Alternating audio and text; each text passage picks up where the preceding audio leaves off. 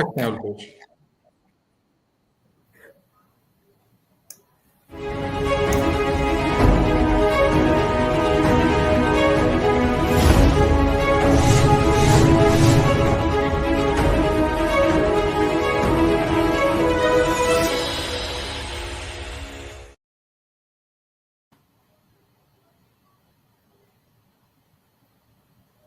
Jai Bhim, Jai Mulnivasi friends. We are once again joined together on MNT News Network. On English, for English viewership, we have every Sunday English subject to talk about on one of the prominent subject which is dealt in this country.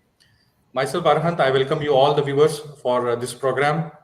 So we are dealing with today's topic is privatization of government institutions and retrenchment of employees is the reason for the destruction of the country.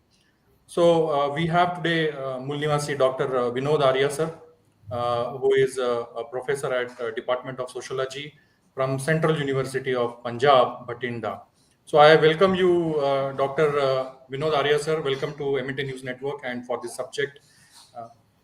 Thank you, Aranji, and Jai Bhim, Jai Mulnivasi, to you, to all our viewers also. Thank you once again for for this important topic in front of us. So I believe, I will just go back to you. Today the government is privatizing every institutions, as we see from from PSU to the starting with PSU. I mean the disinvestment and so many government jobs has now been contractually obliged. So we are seeing that new trend. I mean, this trend is not new for us, but it is very new for those who are thinking that this will not come to them. So everybody is in the queue now. So all the institutions, all central institutions are now being privatized, and this has been impacted for the employees has been forsaken, and they've been removed from the jobs, and a new kind of ecosystem has been developed where people from outside the government verticals has been taken into the privatized government institutions. So I would like to come back to you. I mean, let us all understand what is this enigma, what is this new trend which government is into, selling all the institutions and bringing in all the privatized, making it privatized one. So what is the impact of this? I mean, by this decision of the government. So let us come back to you. I mean, please let us know what this subject is all about and where we are. Okay, so thank you, Aranji. And as we know, whatever, like being a student of sociology, I would like to say whenever people come into groups, they form communities, and when they interact, they form different type of institutions. That is patterns among them. That how do they organize themselves? So within that, one important thing becomes is that in their organization is also the ideological standpoint in that way. And in this way, when we are discussing, although the topic is privatization of government institutions and retrenchment of employees, and basically how it becomes the reason for the destruction of the country. So, in that way, we need to understand, I think, the whole topic in ideological frameworks, that whatever a set of ideas, when I am referring to ideology in a very broader way, and how these influence the organization of the society. So gradually we will come to this, that how it is destructing the Indian nation or country in that way. And before that, I will also say these will be my personal views, which are based upon the research work and my experiences, observations also. Now we need to see that this whole thing is, if we'll go back to that philosophical roots, we will find that it was this topic has some very heavy words. I mean, basically, just to give a message about what this the retrenchment, the privatization in the government institutions. I'll So come to basically, that. I'll yeah, come yeah, to that. I'll define that also. No problem. There is. yeah. That would be So very let me interesting to understand these points too. yeah, Yeah, sure. please. I'll try to bring that also. But let me start with what I was going through. Like when people they remained together or they formed different communities and larger societies. So then the theory of social contract, which explains us that all surrendered their actual rights, and in that way they created the state so that state can take care of everyone, and that we call as welfare state. But later on, what happens with 1930s and all, then comes a different ideology, which was about, because there are three triads, three different agencies, let us say, or rather than institutions, let us say, which also got formed when basically people came into societies. One was state, another one is market, and the third one is civil society also. So this, Hmm. wherever a country or a nation is governed, this is the combination of these three, like where state is dominant, or somewhere market is dominant, or somewhere civil society is dominant.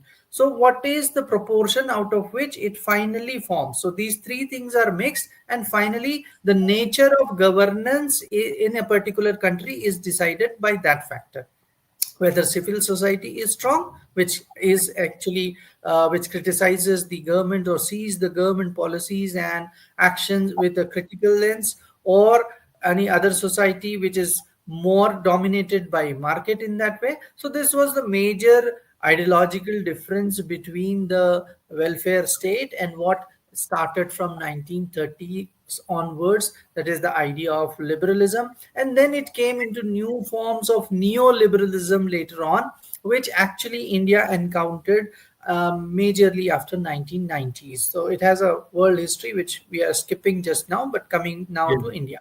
So one thing is clear, that whatever problem we are facing is more of ideological problem, the Hmm. ideas how to govern the society, whether it should be taken care by the state or it should be given into the hands of market. Number two, this is not only in the context of, we cannot understand in the context of our country only, we need to understand it in the international context, because Hmm. the world is in terms of international affairs, the world is in terms of geopolitics, the world is, so everything is. And then if we'll come to 1990s, so before that let me put that we can see it in that way in Indian context, although I have already discussed the international context in that way, where we have kept the welfare state and liberalism, which is now neoliberalism in that way, Yes. that we Yes. can see two major arguments, ideological arguments. One, which I have kept as Brahminical or the ruler's argument, they say, and these are the narrative constructions. How do they narrate this same process of privatization? They say it's very essential for economic growth. It brings efficiency. They say it reduces the fiscal burdens on the state, and it improves the service quality, and also fosters or improves the competition. Huh? And then for Yeah. retrenchment, they say it is painful and necessary, but we need to cut down the overstaff and unproductive public sectors. We need to change them. But then there is another stance which we see, that is Mool Nivasis in that sense, which are the true rulers, but they are for right now being ruled. Absolutely.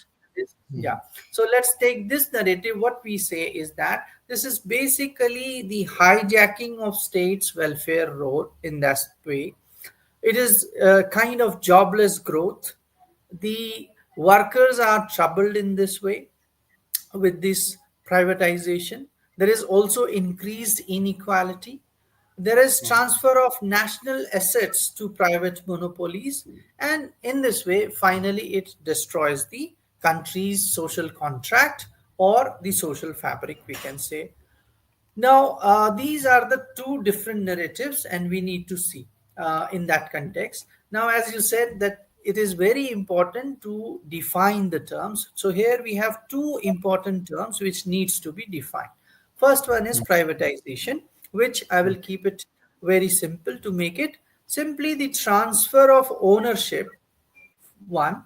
transfer of ownership, who owns, then management, how it will be managed, and the control of what? Of the public sector enterprises to private entities. This is called as privatization. The transfer Privatization. of ownership, management, and control. Who owns, who manages, and who controls. This public sector enterprises are given to private entities. This is privatization. Now, this can be of multiple types, like if it is given in full, that we call as divestment or divestment. If it is given in partial way, partially it has been given the public sector enterprises, then it can be called as strategic sale or disinvestment. So this is Business. yeah, divestment and disinvestment. So divestment is where it is fully given to the private entities, but disinvestment or strategic sale is when it is partly given. Now, coming to the second point, that is retrenchment.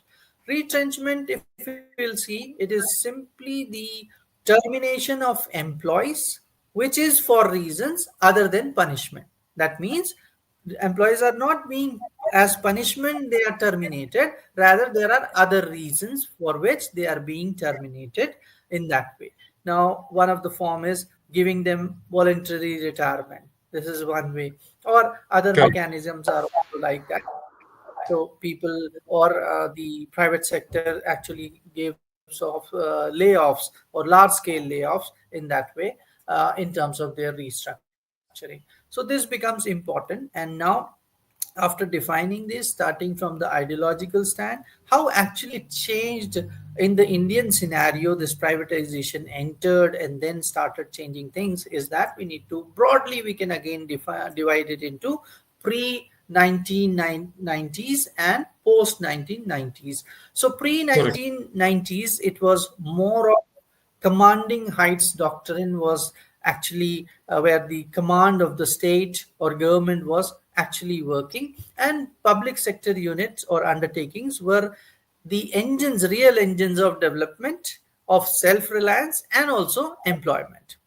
Yeah, can we say it as Now, a socialist post 19 concept, a little bit socialist concept, or sort of? Yeah, we can say, but then we have to again go to very much definition of socialist also. But we can say, yeah, that was the model to achieve socialism in that way. That was the model. And then coming to the post 1990s, where basically liberalization, privatization, and globalization, these terms LPG, which we call as. So basically, see here, the liberal, being liberal comes. But as many philosophers discuss that even this liberalization, the term is very much moderate in that sense, which shows that yeah, everyone is free, everyone can compete, but actually the hidden face is also there, where there are channels which are restricted, which are kept very much like to be decided by particular few agencies or particular few individuals, which are usually rulers, and we can name them as World Bank or IMF. And in their strategies of the structural adjustment and all that, they have started influencing the whole world in that way, and whosoever was kind of in opposition to this strategy of neoliberalism, they were somehow killed in any way, or they were somehow dominated and hegemonized in some way. Now, as you see, if we'll go by this neoliberalism, that simply means that it will benefit, as we discussed, that it says that everyone is liberal, everyone is free, so market is free. Now anyone can compete, but actually it kills those, or it influences rapidly those who are at the margins in that way. Now we need to understand it from the Mool Nivasi Bahujan's point in Indian context, and all the marginals in the international context, that they are being suppressed by this so-called, with whose face is as such very liberal, open to all, but actually it is very much controlled in that way. So that is the difference between this post 90s, and then comes the Quite point deceiving then. that I mean, using the word as a liberal in terms of economical factor, it is quite deceiving to the masses. I mean, uh, It's a Yeah, deceiving word. yeah, okay, okay. Yes, it is deceiving word in that way, and I will bring it from here to another kind of argument in my later part of discussion. So let's see quickly that what kind of destruction, as the topic has been framed like that. So what kind of destructions such a thing can bring to any socialist country, or the country which is state is welfare in nature. So first of all, it destructs the job security and the welfare of the working class. Second is that it destructs the welfare state and public good also. Third is that it destructs the national assets and sovereignty. And fourth category we can bring out is that it destructs the social and economic inequality in that way. Because earlier we also discussed, so the point of the narrative which was by the rulers, or the Brahminical narrative, that it is actually the competition, it is actually essential for economic growth. But the basic question which we can keep is that economic growth for whom? Efficiency for whom? Exactly. You want to improvise the quality, but for whom? So people are important, or itself the system which individuals or societies have created or have implemented, those are important. So Mm. we need to decide, because this has been again given as a deceiving way by the popular politics, that economic growth or its boom, we are developing, and GDPs and all. But this does not represent the actual human face or human value. We need to understand, in that name or in that false face, deceiving face, it hides actually the reality of the individuals, the reality of the citizens of any country, and specifically those citizens who are ruled or who are at margins. So let's discuss these four types of destructions in that way. First one is, Okay. let's say, job security and worker welfare. Now, let me give some example, and this we can take from the employment in central public sector enterprises. And we see that from Government of India's report itself, if we'll see around 2013 and 14, the data was the total employment was 16.12 lakh. Okay, and by 21-22 it became 14.84 lakh approximately. So the point is, and in this first part we are problematizing that how privatization is very problematic. In the next second half we will see quickly that what are the solutions, although it's not very easy, but we will try to explore the solutions in that way. So this one is showing itself the data which I gave you, and it is from government itself, that how basically there is a decrease in the number of employment. Second, Yeah. So we from can see 16 to the 14, right, so almost fact. the job loss is there. So total government jobs has reduced. It was around Basically. I mean, 1.3 lakh. yeah. Okay. Yes, yes, and then we have to see in continuity that one. But I just picked one data from there. Then we can, for example, for the mass retrenchments, we can see the case of Air India, where voluntary retirement scheme was applied. Then we can also see BSNL's case, Bharat Sanchar Nigam Limited's case, where actually in 2019 approximately 78,000 employees were given voluntary retirement scheme. And in this way you see, when it is done, and then let us see around us in terms of observation. Like I will give you, usually people prefer, they blame first of all the helping staff in any organization or institution, and they say, oh, if we make them permanent they don't work. And this is one of the teacher from a very reputed institution stated this to me in a workshop, that Hmm. we have done this, and they were taking credit of it actually. So I posed a question that it is not that such qualities do go away with the higher positions. These are the individuals. So let us do this for other classes also. Okay, let's make all contractual if you are going by this argument.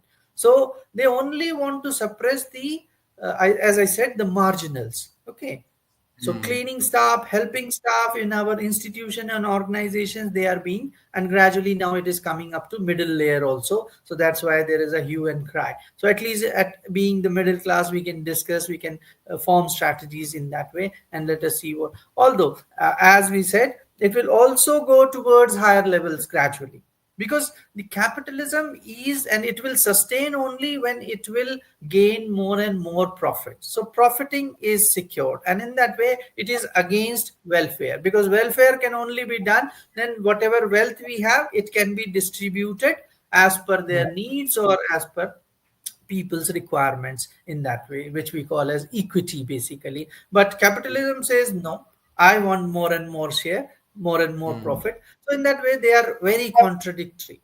But the another point is, can we avoid that in the circumstances? It also seems, and I have heard many economists, they say we need to think, although yet I am not very convinced with their idea, that we have passed that stage where welfare states notion has existed, it cannot come back. Their argument is what I have heard, but as I said, I am still not very convinced with their idea, because my gut feeling or understanding, whatever readings I have, is that we have formed it, these institutions, in that way, and we gave and this constitution of India itself, the starting line says, we the people of India. So who are important?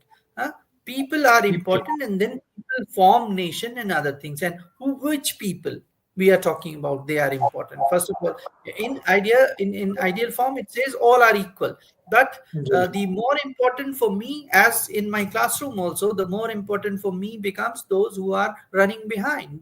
Those are at margins. So they need to be included, and somebody has to take onus, somebody has to take responsibility. And market says, I don't believe in that. You come and compete, but how can we compete in such a society where it has been 5,000 years of kind of hierarchy which has been there, its influence has been there, and people have accumulated culture for so long, and then there is a competition. It's actually unfair competition in that way.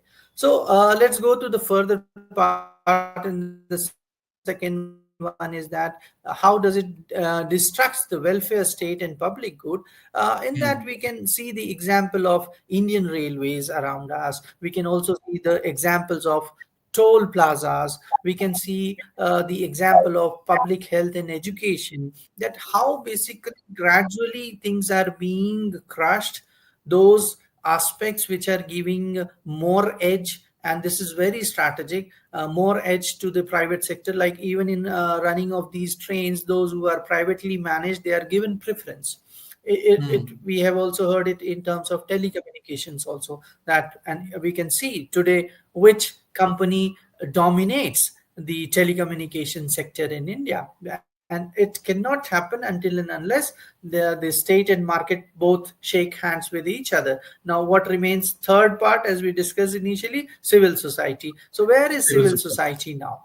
It's in fractions. Nobody is there in that way, dominant way, because the media has been hijacked.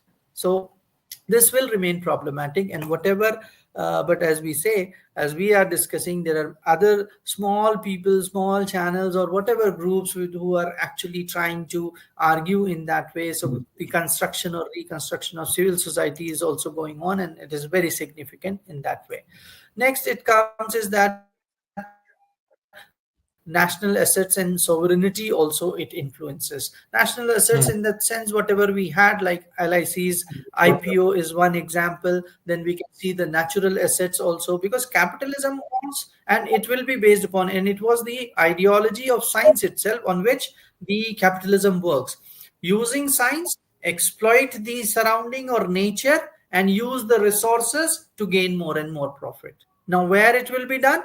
It will basically utilize the natural resources, and that we can see why it was so hue and cry about the petrol, okay, the fuel, and all such things. Maybe it can sometime become for water also, maybe drinking water in future, maybe not right now, but yeah, that is very significant in that way.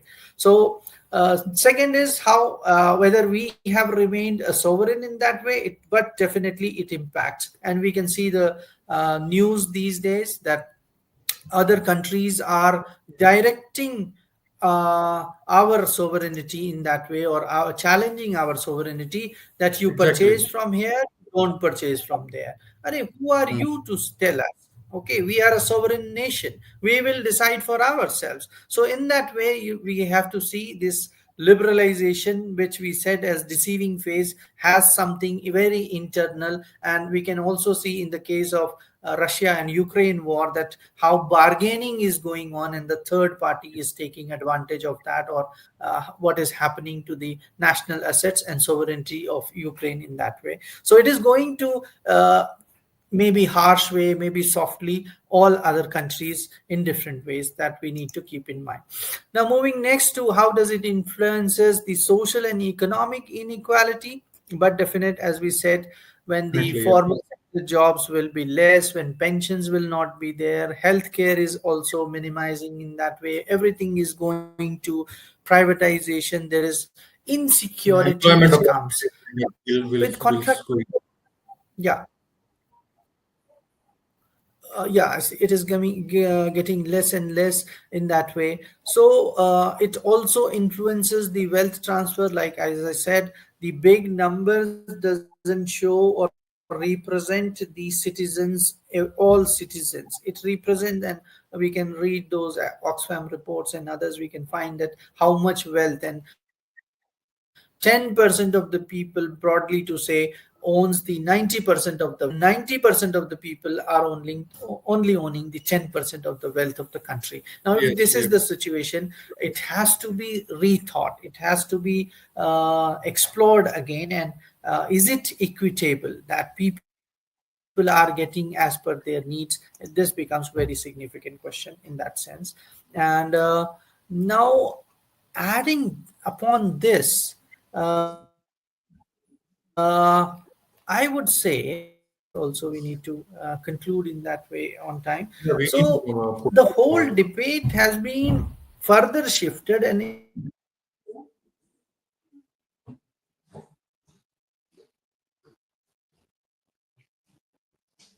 to be Is there a network issue? okay. But Randy, I think the whole debate has now to be seen in a different way, because these ideologies which we discussed have to be located in time frames, which we call as temporality. What was the time? What was the space? What was the context? Now, world has changed a lot over the period. We cannot ignore, and I usually say this in my other talks also, that Mm. the world is now not industrial. It is also not. Few people call it as post-industrial. Few people call it as post-modern. That means the culture has also changed. It is Evolved. not like that which was in at that time. Then we need to add artificial intelligence and all that thing. So in that way, the world has become, which deals with information age.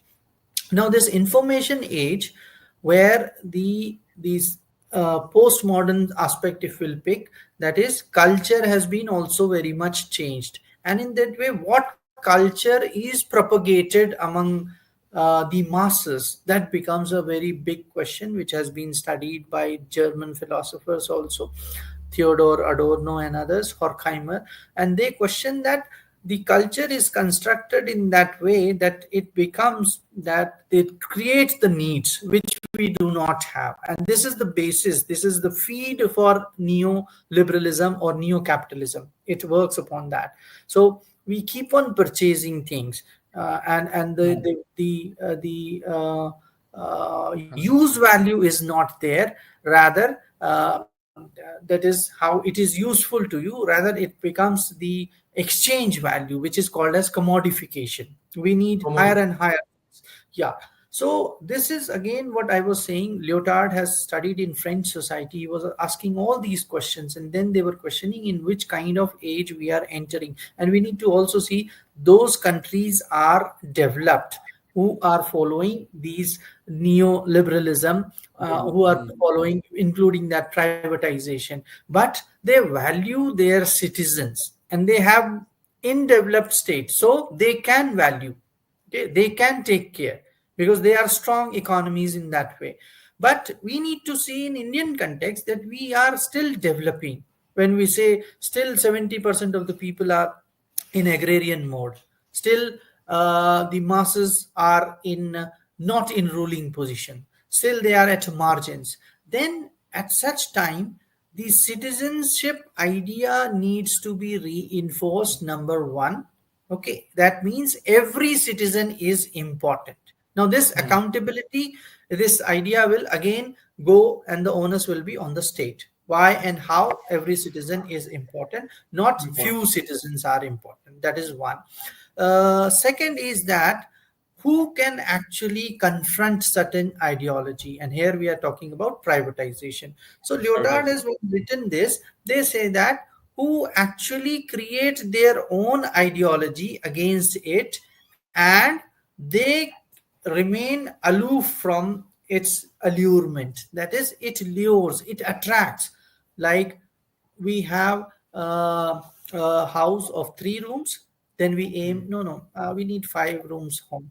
Okay, Bigger. we have a car, no, we need a bigger car. So these are the allurements. We have a mobile, no, no, now new model has launched, we need more. And basically it comes, and this is the human tendency, it exploits. And not only those who have resources, it exploits those who have not resources in terms of economic resources or monetary resources, but time is resource. Information is now the biggest resource, and you see Mm. in which way information is being gathered. Earlier companies were bound to do efforts to take information from you or us, Correct. Correct. but now what is Mm. happening? We are giving our own information to these companies, and these It's come. companies like IBM has one in Earth's orbital, this satellite which has all the data in that way, and they can actually determine where who will control. So knowledge is in control of whom in that way, because knowledge is now information, and knowledge. Michel Foucault also says knowledge is power, and in information nobody can deny. Like, do you remember where were you 5 years back? But if you'll open your social media account, you will find it on Facebook and other. Where were you Yeah. 5 years? Okay, My so prints are this is, over there. and we need to think that if we are common people, why they are keeping our data? Are we so significant that they are storing our data, and it doesn't require energy, it doesn't require human resources, it doesn't require land? Actually we say cloud computing, but it is, the information is not in clouds, it is again basically on earth stored, and it has multiple backups. So which are these multinational companies who are gathering our data, and out of that they are giving us trends how to live life, and they are also analyzing out of that how they are living life, and then whatever we have, they control through it. For example, as I said, one resource is time, and let us see how our times, leisure times, are being utilized by these mechanisms. We scroll to reels, we scroll to social media, and in that way they are Consume. noticing which website we are looking for how much time, okay, that on screen time or whatever we are looking, and in that way they keep on circulating. Even ideologies, they are scrolling for our ideology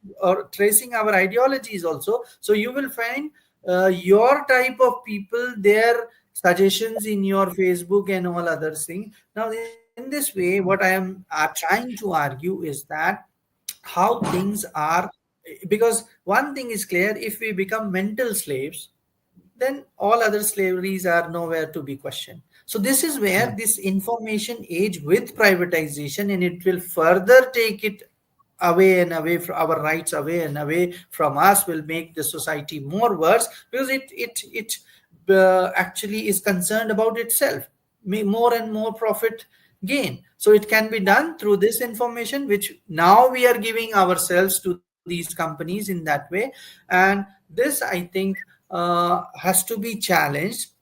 As one of Yes. our one friend also writes, that the ideological stance has to be taken when we need to be so strong that we have to reject this attraction of this privatization or capital gain. Okay, so usually in Hindi, one this saying is there, कि शख्स रहता तो अपने घर के एक ही कमरे में है, बाकी कमरों Hmm. में तो उसका गुरूर रहता है, गुरूर रहता है। गुमान रहता है. That means Hmm.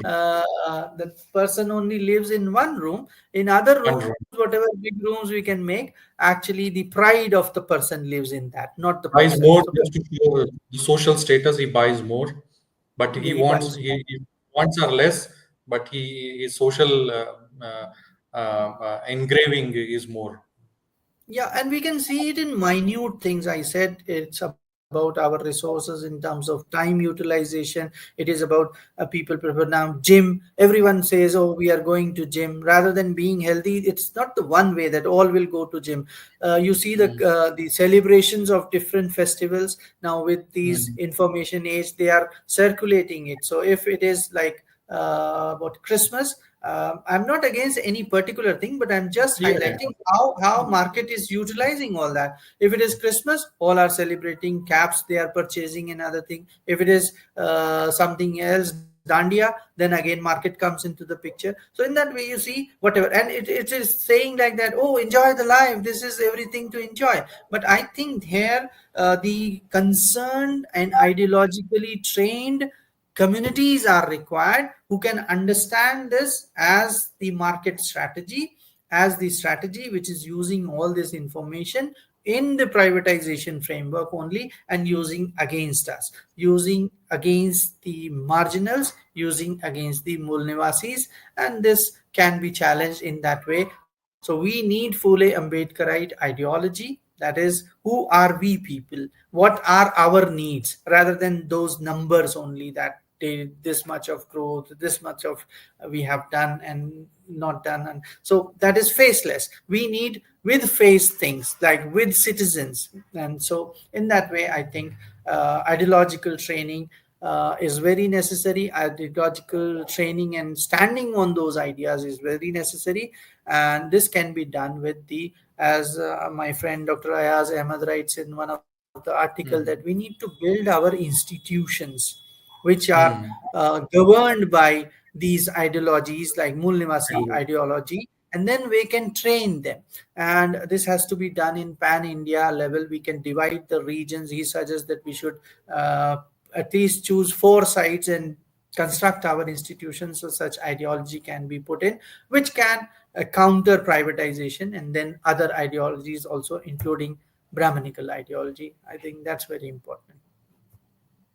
absolutely, actually, that brings us to the resolution that if we build the institutions and bring into the ideological framework into it, the dimension into it, then we can, I mean, we can resist those dimensions which are trying to suppress the communities or the society which has been played into their hands. So basically, Yeah, thank you so much.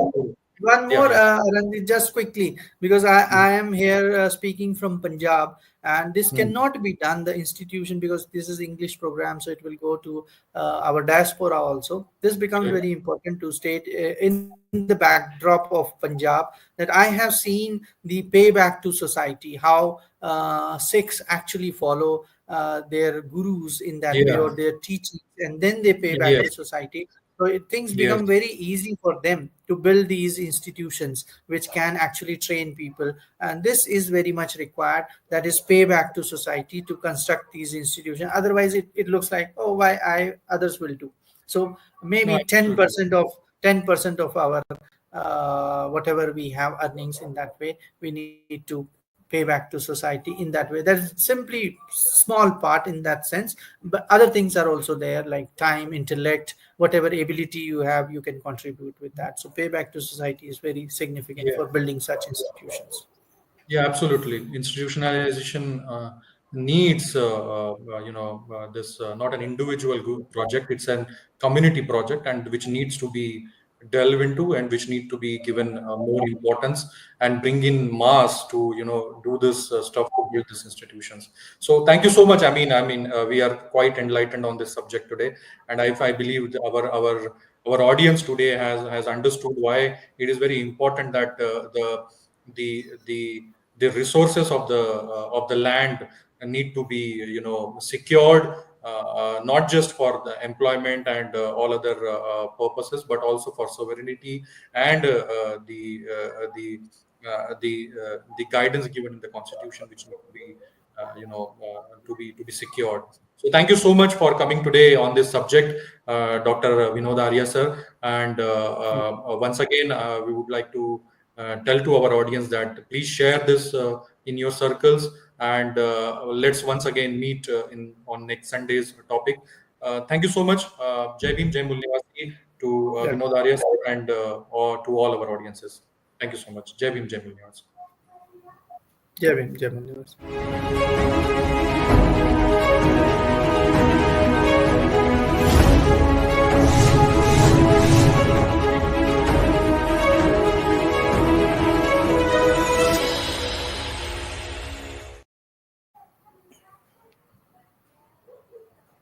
Thank you, Varanji. Thank you so much.